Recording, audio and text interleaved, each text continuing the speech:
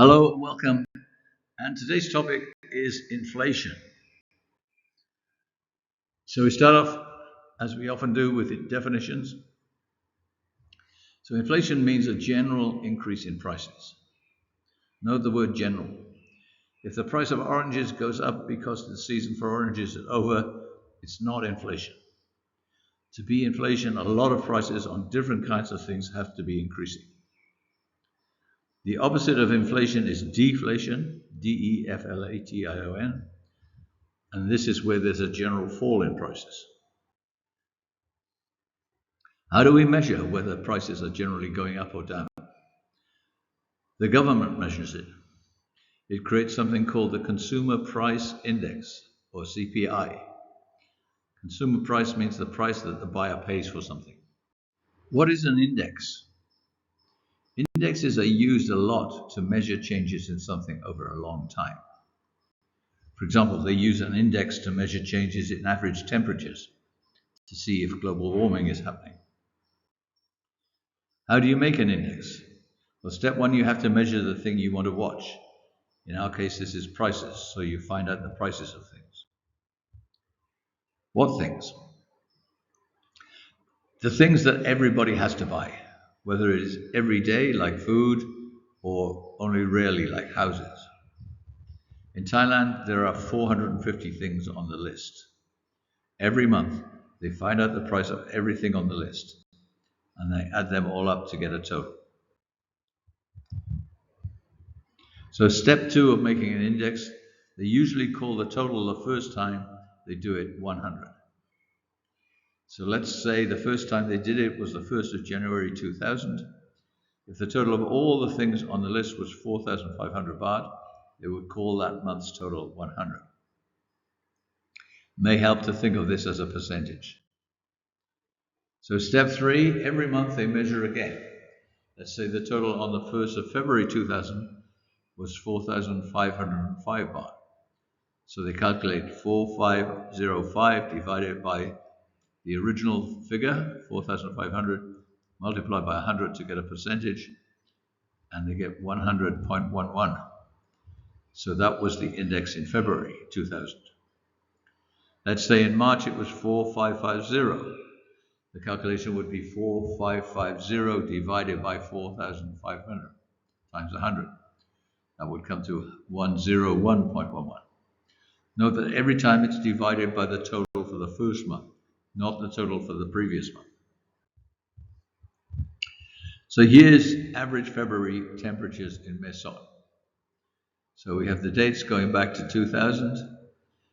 So I want you to make an index from the figures below. Write the answers in the table for each year.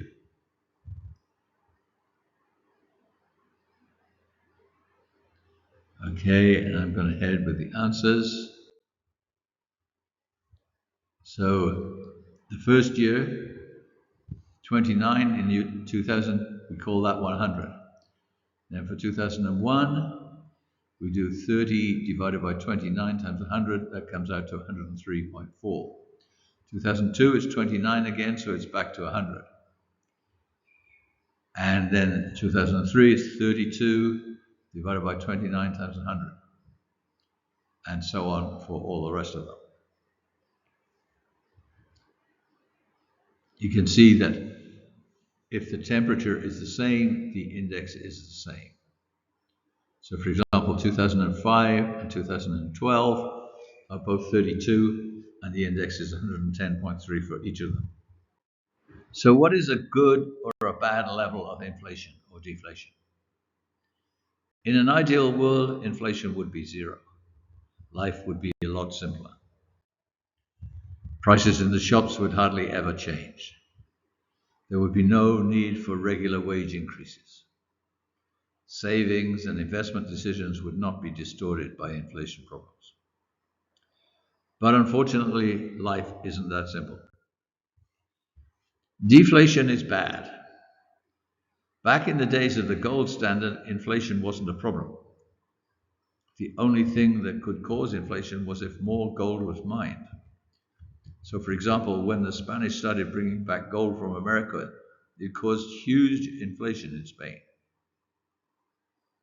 The big problem with the gold standard was deflation, where prices go down, not up. Now, at first, you might think that lower prices would cause more demand. Your new motorbike costs less, your favorite snack costs less, and most things you need to buy cost less. Remember the example of mangoes that cost 50 baht per kilo last week, so you didn't buy any, 20 baht this week, so you bought some. But that only works if you have the same amount of money to spend as you did before. Because people are losing their jobs, and because even the ones who still have jobs are worried that they will lose theirs, people stop spending on anything except needs. Wants don't have a chance. Businesses also stop investing in new machines or starting new businesses. Why would you, when it looks like in future you will get lower and lower prices for what you make? So things keep getting worse. People buy less, so factories make less, so they need fewer workers, so they sack some workers. The workers who lose their jobs have no money to spend, so they buy less. And it keeps getting worse and worse. It also has social effects, nothing to do with economics. Hitler's rise to power can be seen as a result of the German people being desperate. He came to power in 1933, the low point of the 1930s depression. It encourages war. In war, governments suddenly want a lot of things: guns, tanks, soldiers, aeroplanes, and so on. They need people to make these, so there are lots of jobs around. Then the planes are shot down or the tanks blown up, so they need more. Deflation doesn't stand a chance. Most economists think it was the start of World War II in 1939 that put an end to the 1930s depression, though things were improving slowly before that. What about inflation? It's got to be better than deflation. Well, yes and no. Inflation can get out of hand in just the same way that deflation can. If prices go up, workers want wage rises so they can keep buying as much as they always did. That means lower profits for businesses, so they put up their prices. That means the workers can't buy so much, so they need another wage rise, etc., etc., etc. So here's a fictional example. In Mesot, the price of oranges went up because most of the oranges were exported to Myanmar. The workers in Mesot drank a lot of orange juice. When the price went up, they couldn't drink so much. They went on strike at the orange juice factory for more wages. The Mesot community leader negotiated with the company for the workers to get a 5% pay rise. The company wasn't happy because this made its profit smaller, so it put up the price of orange juice by 6%. Now the workers weren't happy. Their wages had gone up 5%, but the price of orange juice had gone up 6%. So they still couldn't buy as much orange juice as they used to. So the workers went on strike again. The leader of the Mesot community was fired. The new leader persuaded the bosses to raise wages by another 5%. And then the bosses raised the prices again. So what do you think happened next? Yes, they just kept rising and rising. Hyperinflation. Hyper means out of control. So this is a true example from a country called Yugoslavia, which doesn't exist anymore. And this happened between 1993 and 1995. So in 1993, Yugoslavia in Central Europe was a communist state. The government controlled the economy. In the 1980s, the economy was managed very badly and the government printed a lot of money to repay debts. This created inflation of about 15 to 25% per year. It also used all the money people had saved in the bank, so they couldn't take out the money they'd put in. In 1993, most of the shops were run by the government. Because of the problems, there was almost nothing to buy in these shops. The shelves were empty. A huge black market developed with very high prices because things were so scarce. A black market is when things are bought and sold illegally. Petrol was so expensive that most people stopped driving. Only 40% of buses ran, and there was no petrol for farmers' tractors. There was no money for schools and hospitals and so on. To try to control inflation, the government controlled the price sellers could sell things. But the prices were so low compared with costs that producers stopped making anything because they couldn't make any money from it. The country began to collapse. Workers stopped working because they couldn't live on their wages. Pensions for old people stopped. Businesses stopped accepting Yugoslav banknotes and wanted US dollars instead. Between October 1993 and January 1995, which was a period of 15 months, inflation was 5 and 15%. I don't even know how to say that. So Yugoslavia is now broken up into a lot of little countries, and hyperinflation was part of the cause of that. So like the case of the 1930s deflation, this led to war in Yugoslavia. Economics is that serious. So conclusions. Deflation can lead to disaster. Inflation can lead to disaster. Not only that, but the tools the government has to manage the economy don't work very well. The main weapon the governments have is interest rates. But they are not a very efficient weapon. It takes about 18 months before all the effects of a change work through the economy. And usually they need to make another change before all the effects of the last one have come through. It treats all parts of the economy the same. If one province is expanding very fast and another one is going slow, they both get the same treatment.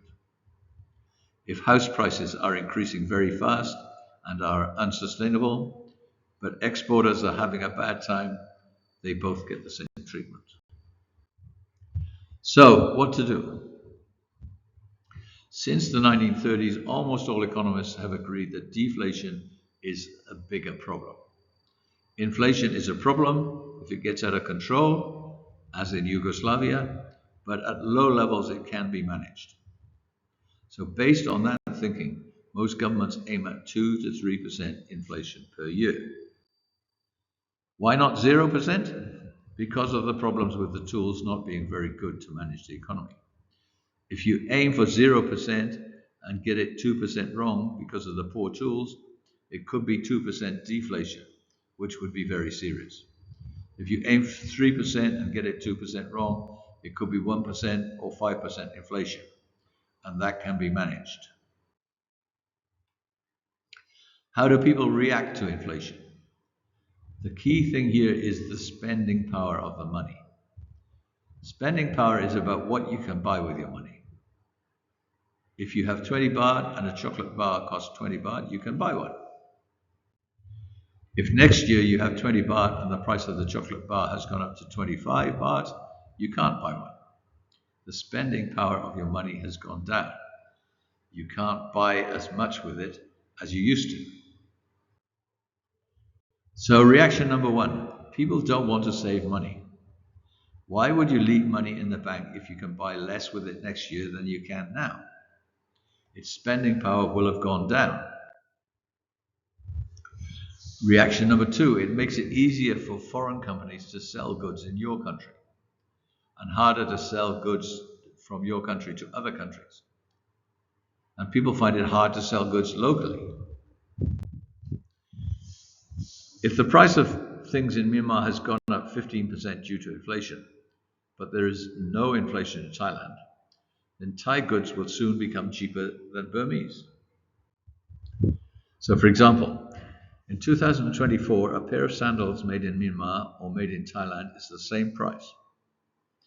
In 2025, the Myanmar price of the sandals is 15% more expensive because of inflation, but the Thai sandals are the same.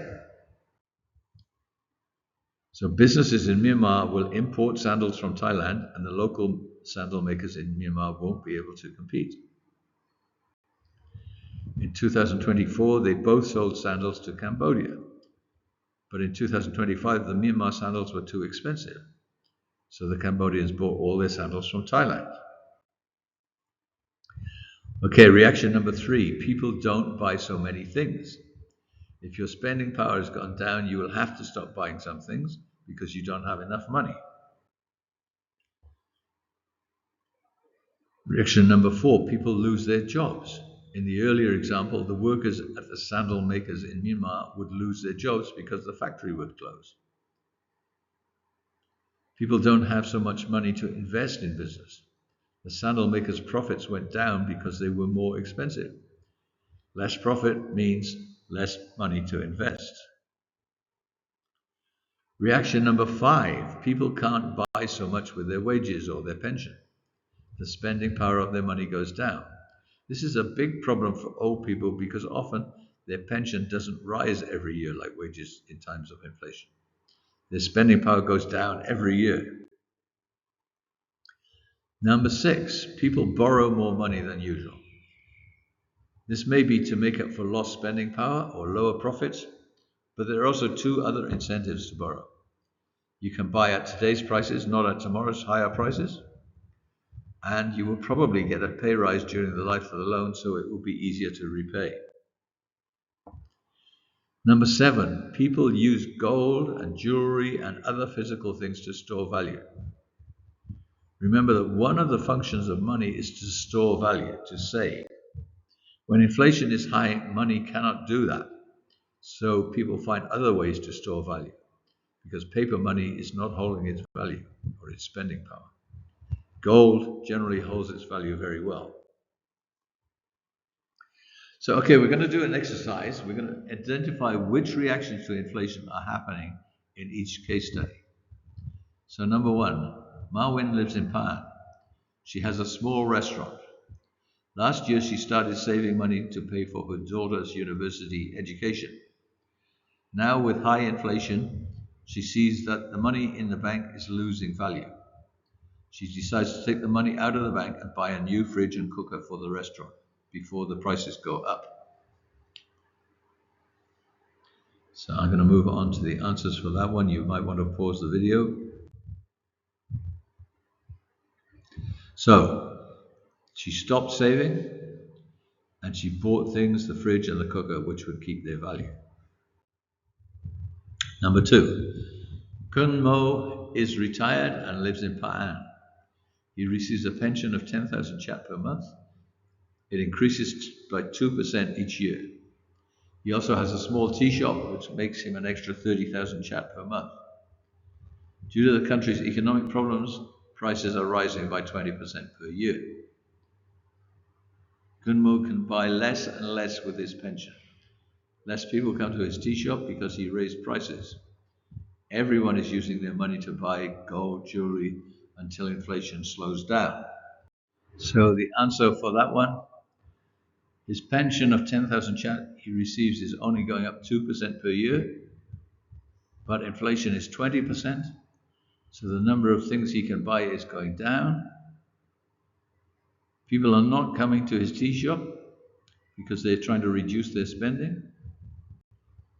Because the price of the tea, etc., that he had to buy for his business increased, he had to put the prices up, and that meant he lost customers. And people are buying gold and jewelry and things that hold their value. Case study number 3. Mamien lives in Lashio. She has a small factory producing soap. She employs 8 people in the factory.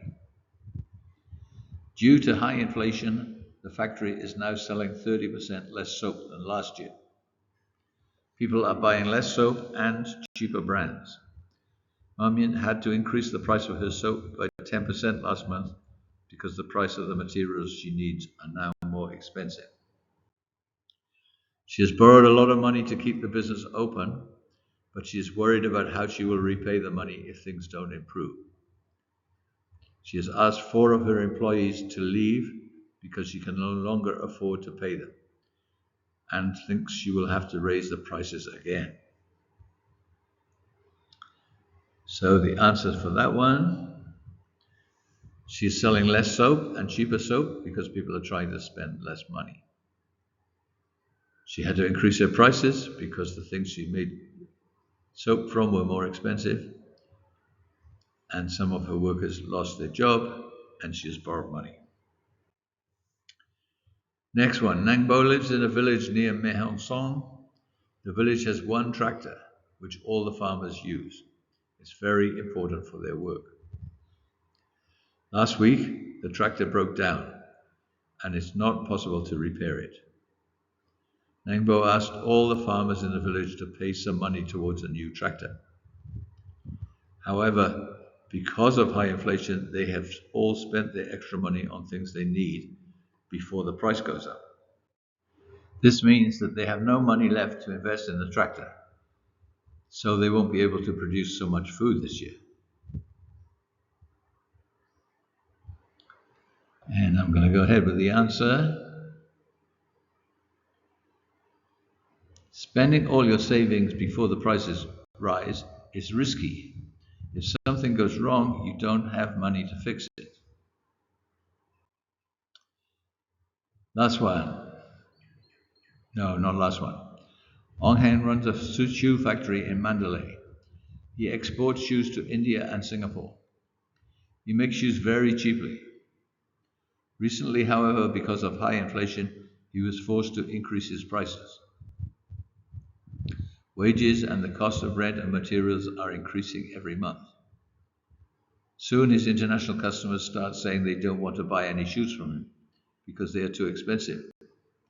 They can buy them more cheaply from China. The next time he goes to the market, he sees that they are selling shoes from China and they are cheaper than the shoes from his factory. The shops in the market begin to reduce the number of shoes they order from him. And soon he is forced to ask half his staff to leave. And the answer to that one, because of the high inflation, his shoes are too expensive for the buyers in other countries. Shoes from other countries are coming into his own country and selling cheaper than he can, and he has to ask staff to leave.